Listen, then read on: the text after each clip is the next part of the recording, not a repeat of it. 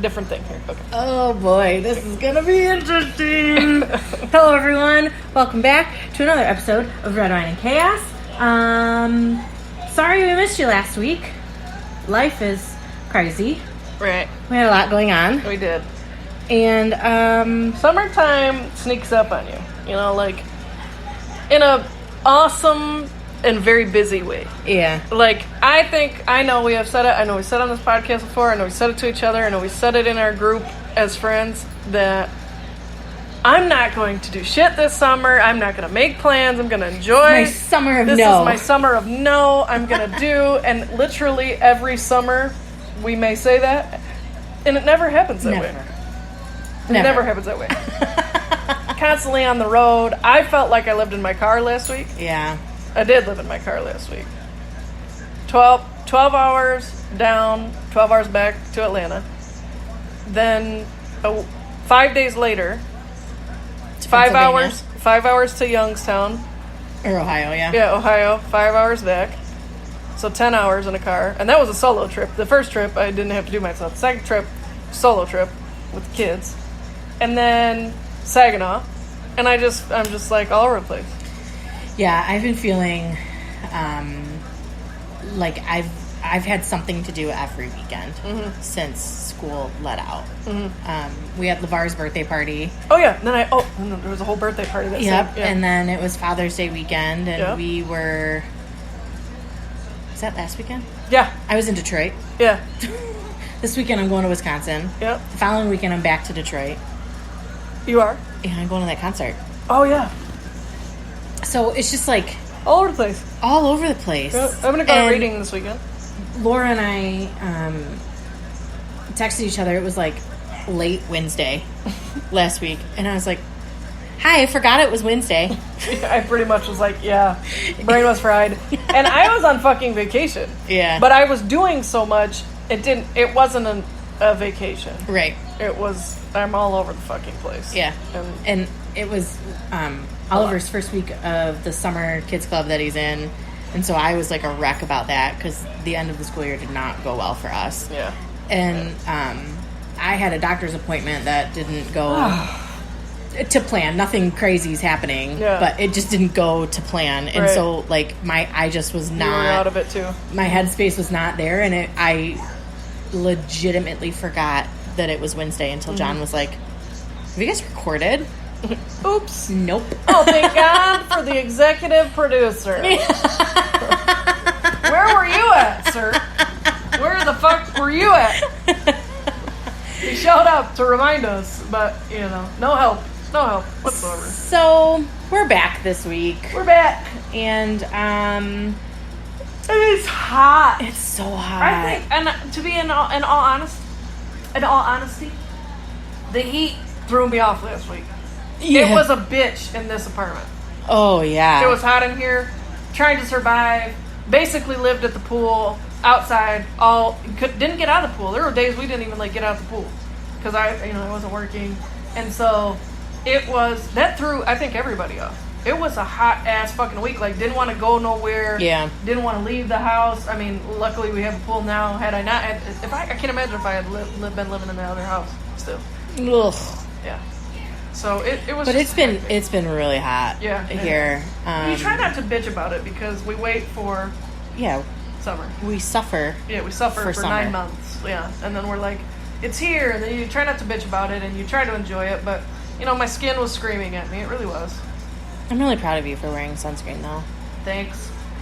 I'm kind of a sunscreen nut. You are. I'm a little bummed about my findings today. I know. Found a couple spots on me that are questionable. Have never had that happen in my life. Never. And I know what to look for. Yeah. So I've kept an eye on things. And I have some birthmarks and moles and freckles and stuff. So I keep an eye on them. But it's those two came out of fucking nowhere.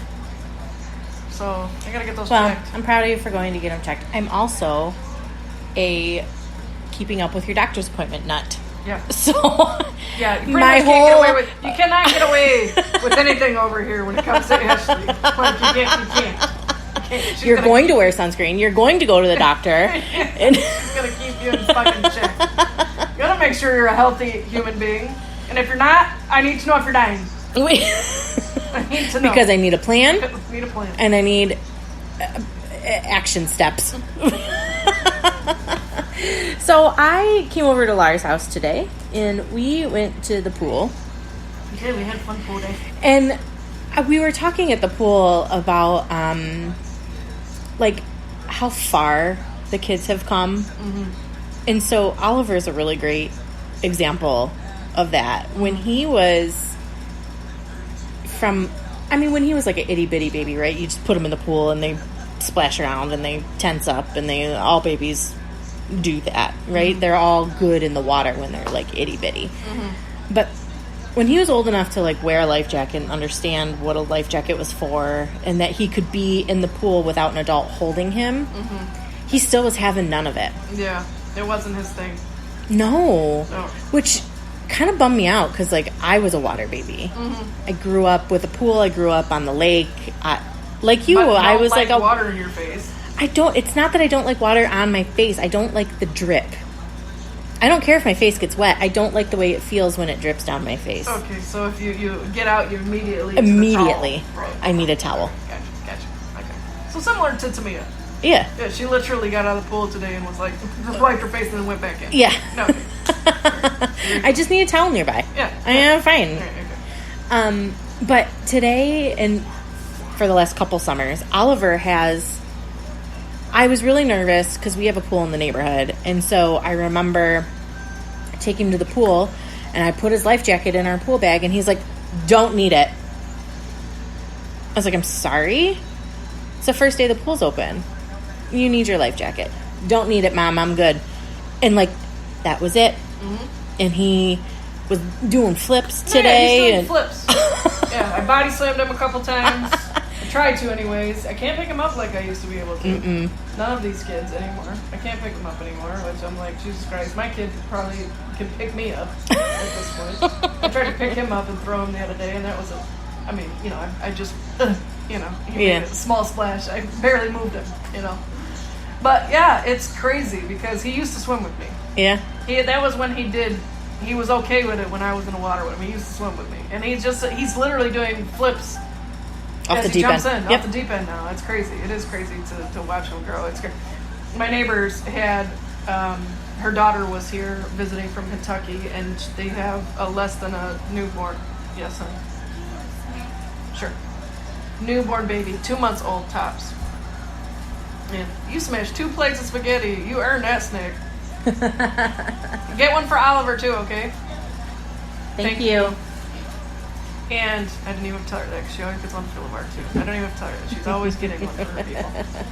And so, you can't leave me out. I need a snack, too. She used her face to get up off the floor. Idiot. Oh, Junie girl. So funny. But like the tiniest little thing, and it's just, I literally said it, and I felt like such an old person. I said it again today. I was like, I can't believe that my kid was that small. They were ever that all small. All the kids that were ever that small, and it's like, I said something today, like, that I was looking at the date, it was like June 22nd or whatever. I'm like, Jesus Christ, how is it like the end of June already? And I was like, where's the time gone? And I'm like, oh my God. That's what old people say. Oh my God, I can't believe it. Where's all the time gone? It's like what old people say. Like, and I did it. We're old said people. It. I know. I know. But yeah, it's crazy to watch these kids grow and develop, and it's amazing at the same time. It's I was having a conversation with a gentleman at the pool last week. I made pool friends. Oh, I'm just gonna call you Nicole. I know. I'm out here on my Nicole-ish. And it was like, because it was the same group of people. Like, the same people had days off last week. Like, and took days off because of the fucking extensive heat. Yeah. And we're like, we're going to be at the pool.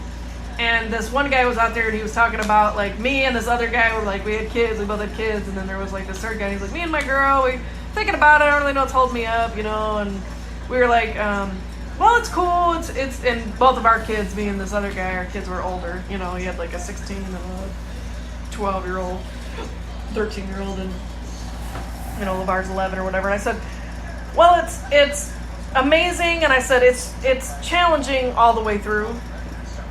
I said obviously the infant stage has some major challenges, and I think probably like the most difficult some might say, but it never changes. There's challenges as they get older. Yeah. It's just the challenges change. Yeah. It's always going to be tough and hard, but it definitely helps when they're a little bit more self-sufficient. Agreed. Yeah. Do you have is there a challenge that you particularly have hated? Like if you could pinpoint what was my biggest struggle? Yeah. Yeah, it was, there were two. Potty training number 2. I don't know if you remember that. He would not poop in the pot. He pooped in his diaper and he would... That was it. Yeah, that was it. He just would not poop in the pot. The number 1 came fine. The number 2 was a struggle. And I was like, is this ever going to get better? And so finally it caught on one day. It was like he didn't care. For the longest time he didn't care about being dirty. And then all of a sudden he refused to be I was going to say, that was like a flip switch for him. Yes, it really was. It was the weirdest thing. And so then the second thing was teaching him... no, there were 3 things. Tying shoes. Oh. Which I know you can relate to that. We didn't even teach him. Yeah, he just learned. I just was like, I'll just buy Velcro shoes for the rest of your life. Oh my God, dude. I didn't think that was ever going to happen. Like, LeVar's hand-eye coordination still isn't, which he can draw, but like, outside of his... Like, you can tell, like, the way that he holds... He has stone hands. And he holds them with, like, the tip of his fingers. Yeah. So he's not, like, strong. So I should say, he almost has delicate hands, but, like, can't manage them. Yeah. You know, like, in a... He sits at our house whenever he eats, and I watch him hold the fork, and I'm like, hold the fork! Yeah. Put your hand around it! He's a strange being. He's such a powerful kid, and he's got these little hands that don't know how to work right. And then the third thing was reading. You know, it took LeVar a while to, like, catch on to reading. And it's still something, it's an ongoing thing that he has to practice. Yeah, he's got to work at it. Yeah, reading was something that came very easy to me. I hate doing it, but I can read very fluently, very quickly, very easily. And LeVar, like, struggles with it. But he also struggles with, like, speaking with confidence. And so he'll trip up, you know... And I have to show you. I don't think I showed you yet. He did a speech at his, like, graduation thing. No, I haven't seen it. I tried to send it to the group text, and it wouldn't send. It would send the files too big, so I had to show it to you. But, so, his teacher was retiring. And they picked students from each class to do almost like a valedictorian speech, and then they did, there were 2 of the 5th grade teachers that were retiring. Oh, and wow. They picked students to write speeches for their 5th grade teachers that were retiring. And the first girl, for Miss LaFay, for his teacher... got up and gave her speech, and it was written out, and she read it off the paper, and it was nice. And then Mr. B was like, oh, we have a second speech that wants to go, and he called LeVar's name. I didn't know anything about it. It was news to me. Yeah. I didn't know anything about it. I was like, oh, God, so I'm trying to get the camera out. I'm not ready. And he gets up there, and he tries to go off the top of the dome. He didn't write anything down. And public speaking for a 5th grader... It's hard. If you don't, it's hard. It's hard for adults. It's hard for adults, and we didn't do that shit when I was in 5th grade. We were standing in front of a large group of adults speaking. Right? Maybe. Really?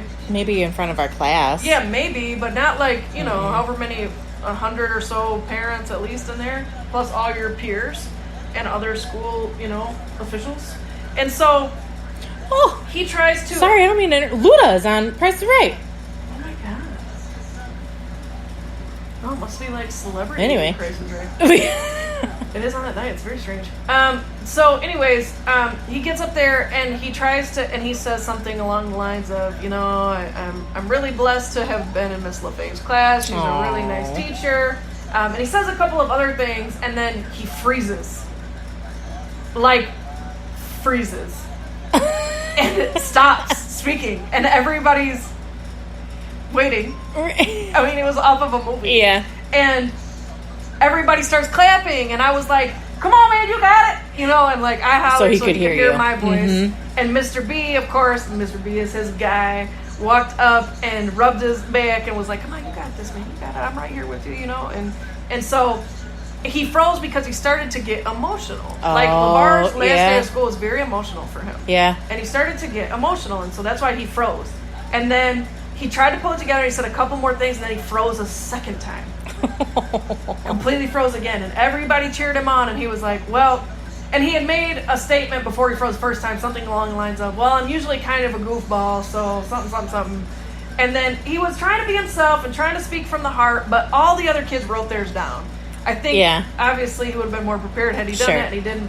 And anyways, he ended it out, and he was like, I really just don't know what else to say, but thank you, Miss LaFave, just thank you. Aww. And she gave him the biggest hug, and he got really emotional when he sat down. It was like sadness and disappointment in himself. And like I could see him from where I was at. There was some anxiety too. Anxiety, you know how he is. He's so sensitive. So I'm sitting like kitty corner from him, and I could see his tears coming, but he's trying to hold it in.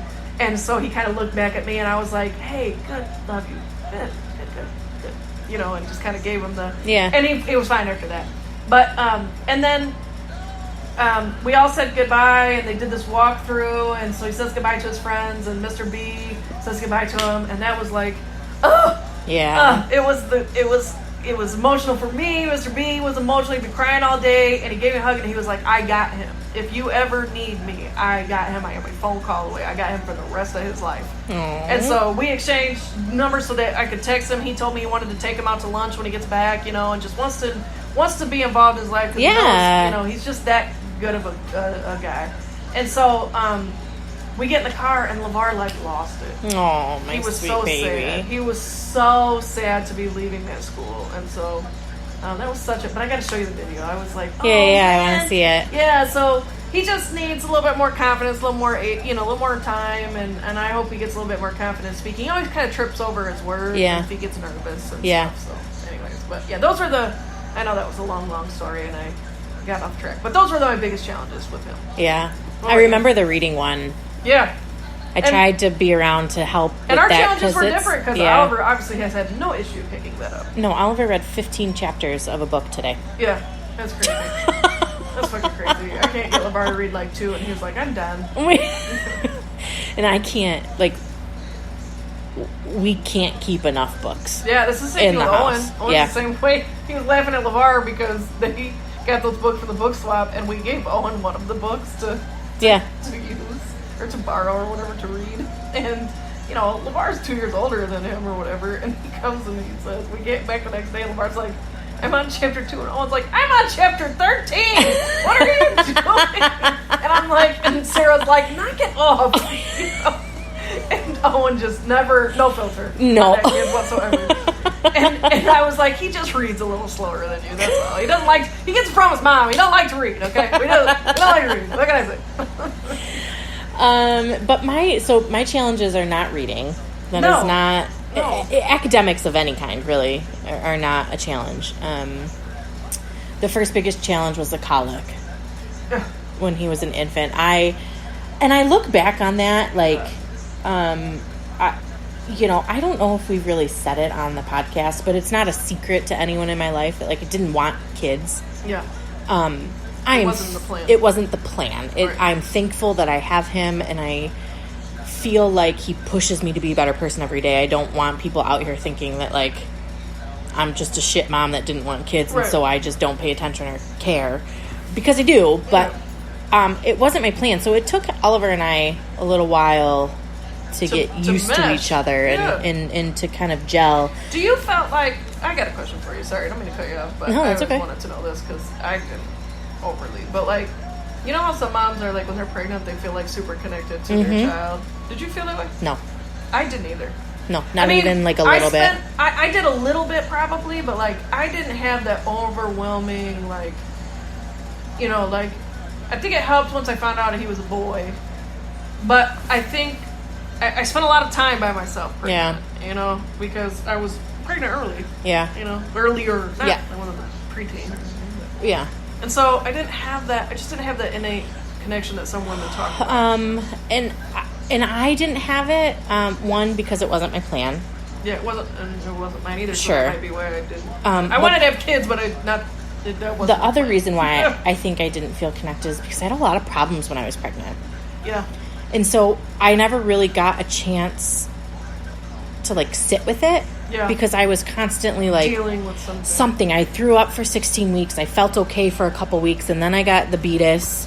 And so I had to worry about what I put in my body. I had to give myself shots. I was at the doctor twice a week, every week I didn't even have time to have the body. Feel pregnant. Yeah. Other than the fact that nothing fit, and I waddled everywhere and had to wear moccasins because I couldn't fit my feet in real shoes.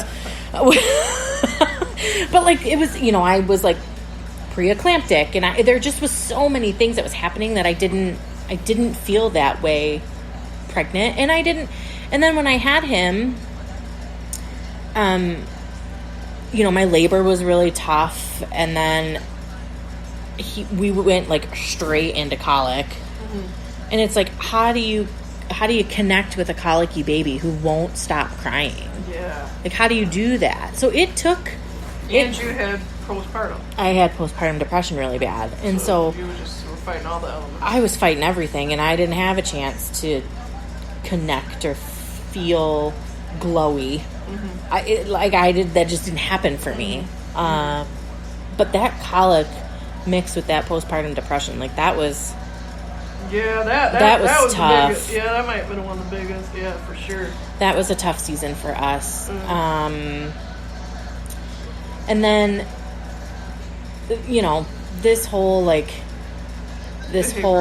ADHD journey is just an ongoing. It's just an ongoing. It's truly a roller coaster. Like there are, when you are up, and it's like things are firing on all cylinders, and everybody's feeling good, and Oliver's happy, and we're happy, and his teachers are happy, and like everybody's in this good mood. But man, when you come down that hill, you come down quick, fast, in a hurry, and you sit in that pit for a minute. Yeah. So that's been, I would say that those two, like the colic and then the pits of this journey are really hard. Yeah. Yeah, and I guess what I mentioned was those are all kind of milestone things, right, that everybody goes through. Mm-hmm. So, and when I say challenging, they were not like anything crazy out of the norm, but just, they were new, like if I had a second child, I think...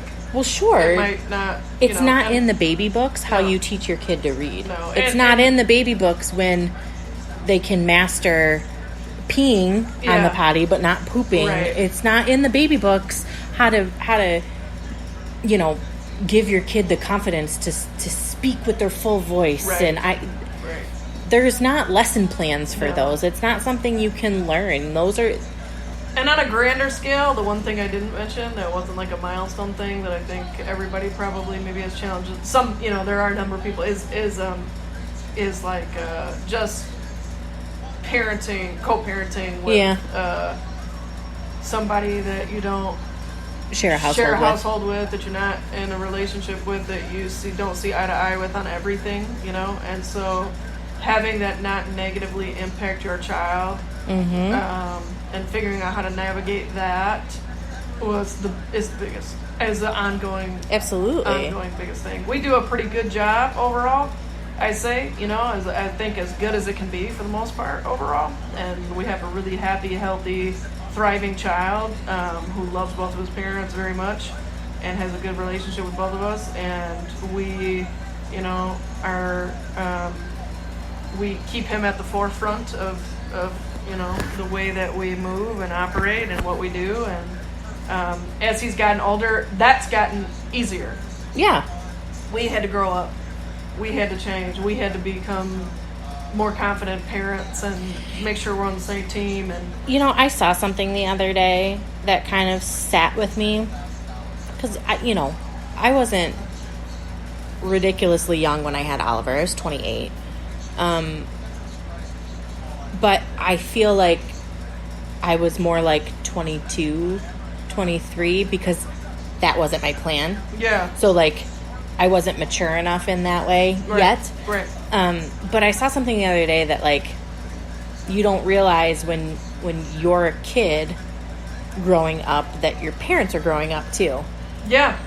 And like, man, that really sat with me for a minute, because I was like thinking about all of us, even Lauren, who had kids a little bit later in life, Stephanie, who had Sloan a little bit later, not much, but a little bit later in life. And I look at all of us who range from very young parents like Brooklyn, all the way up to, those later in your 30s kids. And like, I've watched all of us grow up.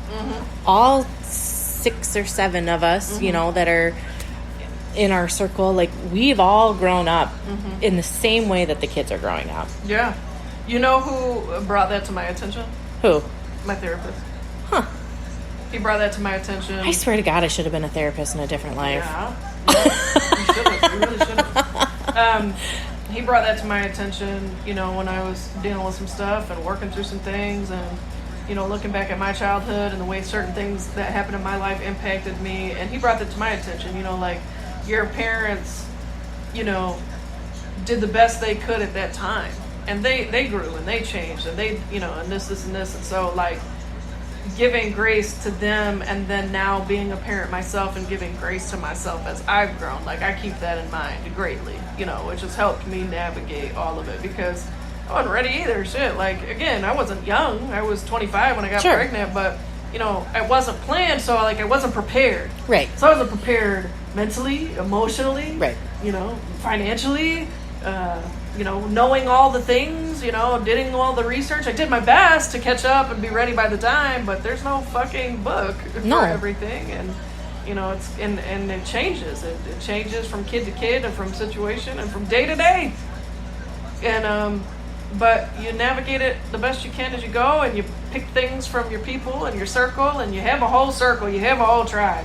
And that is there is no question that I wouldn't be able to succeed if I didn't have mine. Yeah. I know that. Yeah. Because I think about Father's Day especially, like, man, when I think about how I feel about my dad, and, like, my dad was a dope-ass daddy, first of all. He was everything. Like, he worked hard. My dad worked his ass off. And he was a trades guy. He worked with his hands. You know, he barely graduated high school. He was raised on a farm. Country guy, you know, barely graduated high school. And so everything he knew how to do with his hands. And he's very knowledgeable in different areas with that. But, like, he didn't make a very heavy living. You know what I'm saying? Like, he didn't have a bunch of money. But I never knew that. Right. I never knew that growing up. You know, we lived very modestly in terms of our home after him and my mom, you know, divorced. But, like, I didn't know my dad struggled and didn't make shit. When I found out as I got older, even into my 20s, when I became an adult and had my first salary job and what I made, my dad said, "You're making more than I ever made." And I went, what the fuck? Yeah. Had no idea. But I never knew that. But I think about my dad, and when I was trying to think about, you know, I always do a Father's Day post for my dad on Father's Day. And I think about the guy that this dude is, and my dad is, you know, no holds barred, fucking honest, gonna spin it, and it's not always gonna sound right, and it's gonna sound crazy sometimes, and he is a little crazy sometimes, but God, he's a good human being. Mm-hmm. And I wouldn't have been able to survive parenthood without my fucking dad. Yeah. Because he made it happen for me. He made it possible for me to do everything I needed to do and then some, and stepped in at any moment, at any time, without hesitation, and still does to this day. Yeah. I would be lost without him. And the rest of my circle as well. My friends do, y'all do that for me too. Yeah. And so I know that I could, you gotta lean on your people. And I know we talk about that all the time. I know. It always comes back full circle when I'm thinking about certain days or special days. Yeah. It's like, man. I always think about, you know, you said that you pull a lot of things from other parents, other moms that you know, and, like, I feel like we have, and we've talked about this before, like, between you and I, we've pulled a lot of things from Brooklyn. Mm-hmm. Mm-hmm. She was the first of us to have kids. Mm-hmm. And KK, bless their soul, was the best baby. Mm-hmm. They still are the best human. Mm-hmm. Like, just genuinely a good soul. And that stemmed from the things that I truly believe. Like, I get that there are some things you can't help. Like, I can't help the ADHD. I truly can't. Mm-hmm. At the end of the day, though, I do know that if you took the ADHD away, Oliver would be a good human. Mm-hmm. He does, underneath all of that, he does care. He is a good human. He is, you're right. I'm sorry. He is a good human. He absolutely is. He loves hard. Yeah. He loves hard. You know, like, I can, in my moments and my interactions with Oliver, like, even in the pool today, I love those moments with him. When I get to have those moments with him, which are few and far between, because they're older and they play together, and so my one-on-one time with him is less. But, like, when I picked him up and we were doing the boys' night and I get to have that moment with him in the car, I have been blessed to have those. They're few and far between, but I've had him all his life with him. Yeah. I get to have those. He's a good kid. Man. Yeah. He loves hard. I have a special bond with him. You know, and he's got struggles like other kids do. You know, and it's just navigating and doing what we can to support him through that, so that he'll be a thriving, successful, great human that we know he is. So it's good.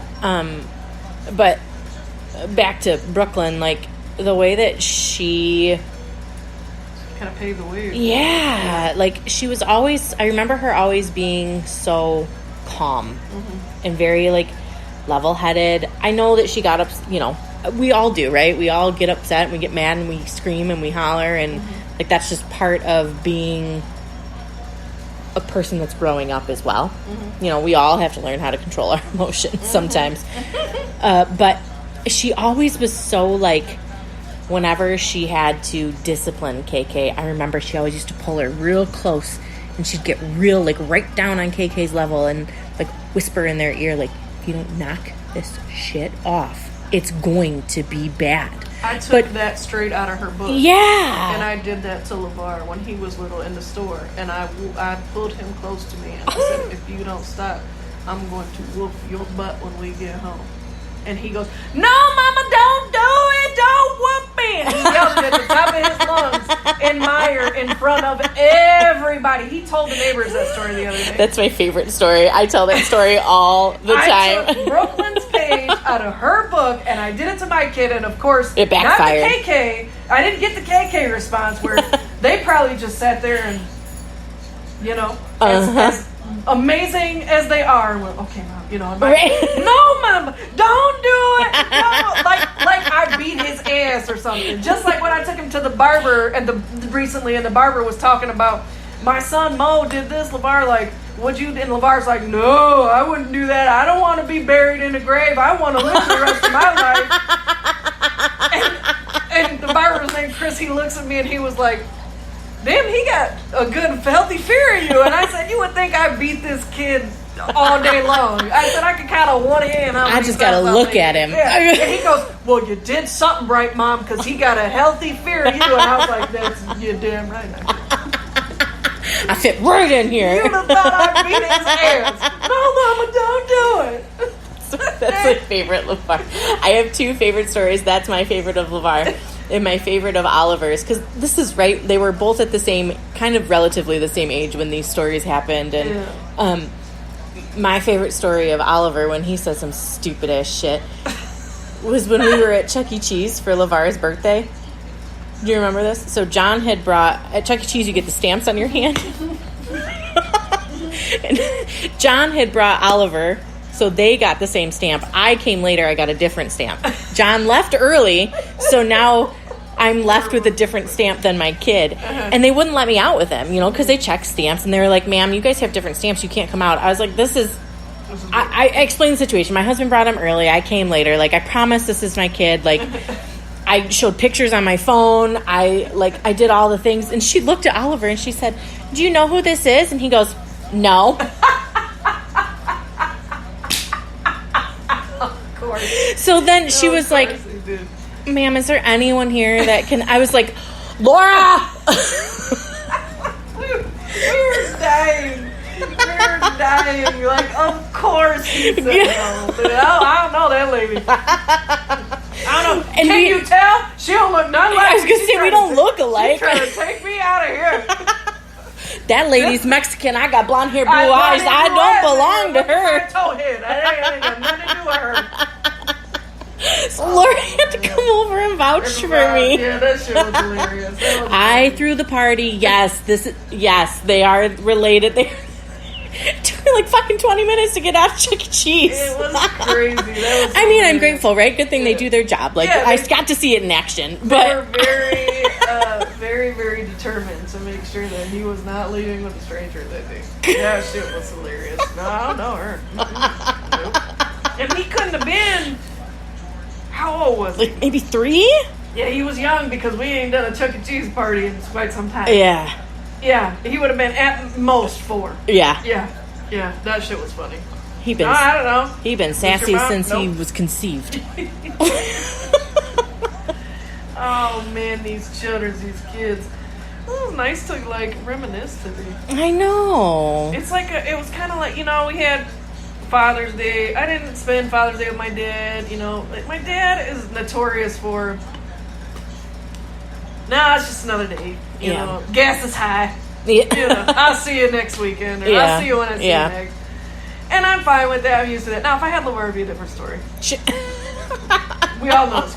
We'd be getting together. But it's, Mother's Day, Father's Day, wrapping up, and then end of summer, or beginning of summer, end of the school year, and my kid leaves for 6 weeks. I've been doing a lot of reflecting, and I've been thinking about the journey and everything, and it's like I'm very blessed and I'm very grateful, and it's like this kind of was like an ode to our circle, ode to our children, our people, our parents, our kiddos, our challenges. It all comes full circle.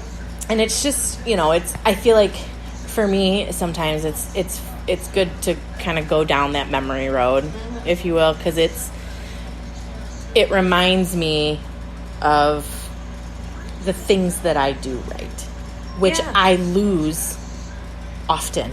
Right. A reminder of the things you do right, and a reminder that those challenges that you've had, you've always overcome them. Right? Yeah. So it's all the same. The colic didn't stick around forever, right? Right. So it's LeVar learned to tie his shoes. Yeah. So he can poop on the potty temporary, consistently, every day, 5 minutes after he eats. We've managed to keep every day. Every day. Every meal. Every meal. Every time we go out to eat, the shit will forever be that way. That boy has no shame. Change. No, I don't think it will ever change. And he is nasty about it.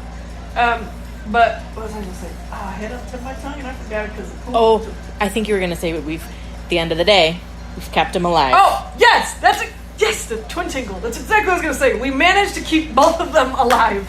They're alive and well, and all of our friends have managed to keep theirs alive.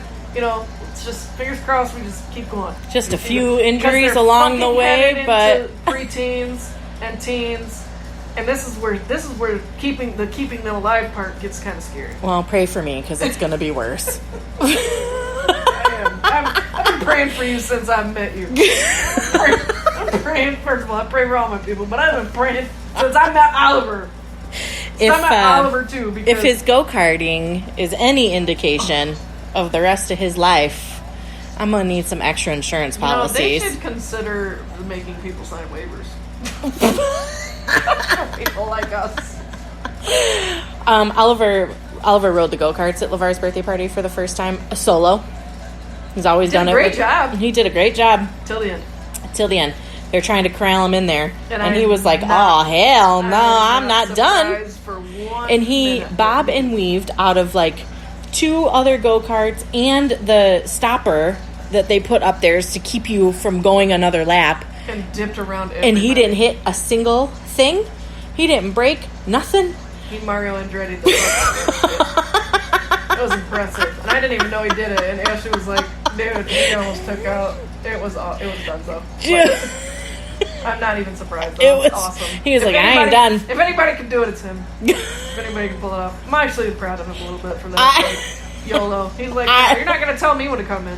This shit ain't over. I ain't done. I see people out here still. No, I'm lapping folks out here. I'm not done. I'm winning this shit. He got a little bit of freedom. Oh, the definition of give an inch and take a mile. You know what we didn't do? A review of our beverages. Oh, we were so excited to see each other that we had such a great time. We totally bypassed the podcast part. We were doing Topo Chicos today. Yeah, red wine doesn't go well at the pool. No. Not at all. Speaking of, though, I did see a TikTok the other day, today, and she was like, okay, I'm just curious, like, what is the drink of 2022? Like, 2018, seltzers had their moments, right? 2019, it was, can't remember what she said.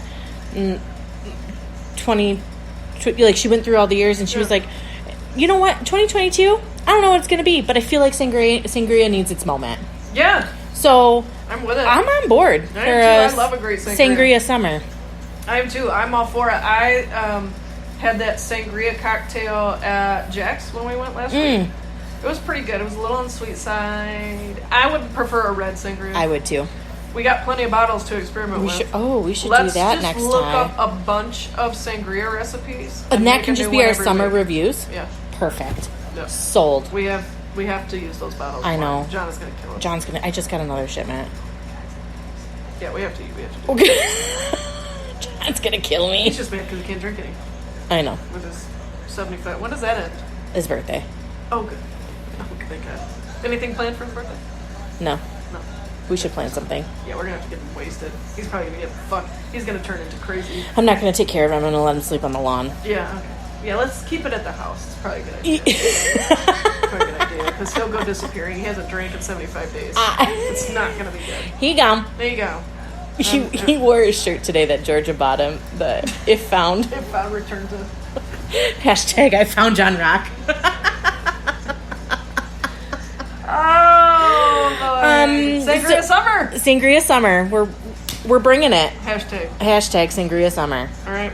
Okay. Stay well, tuned. today we're drinking Topo Chico seltzers. Pretty good. 3 out of 3. 3 clinks, 3 cheers, whatever. They're good. They're good. They're great pool drinks. They have 2 different the flavors. They have like the original pack, which are these. It has like the strawberry guava, the lemon lime, mango. Mango's not my favorite. No. I'm giving that one 1.5. I have not found a mango seltzer that I like. Because I don't like mango seltzers. And then there's a pineapple. Oh, the pineapple's good. Oh, I bet. And then they have another pack that's a margarita pack. I like the 3 out of 4 of those as well. If they could just take all of the packs and like take out their trash, literally every pack has a trash flavor. Yeah. Almost every pack. The only one I've seen that is the Truly Punches. But you don't like those, do you? They're too sweet. I love those. But the Simply ones are good though. They are those good. Those are really good. Ashley brought those today. Those Simply. You haven't tried those Simply seltzers? Fantastic. Do not try the Vizzy Mimosa seltzers. Those are straight trash. Straight trash. Them motherfuckers are nasty. They're all like that. It's almost like the first and don't. I'm so sorry. This is kind of graphic, but I took my first sip and it almost was like if I threw up in my mouth. Yeah, like that acidic stomach acid. Yes, stomach taste, acid. Yeah, because I have acid reflux bad. Yep. It's what it felt like. Yeah. That's what the flavor reminded me of. That's horrible. I drank the whole thing, but that's because I had to, because the fucking warden of the apartment complex was there, and I couldn't dump it out or waste it, conceal it, and shit. So, anyways, Sangria Summer. Sangria Summer, I am in. Sorry we missed last week, but we're glad to be back. Don't sleep on us. No, we just had to get it back in gear. I had hit a wall too. I think we're just gonna roll. We're gonna stop overthinking and we're gonna Sangria Summer the shit out of this. Perfect. I like it. I'm with it. Well, let's do it. Sangria Summer. Sangria Summer. Stay cool, y'all. Don't be a dick. Don't be a dick. Bye. Bye.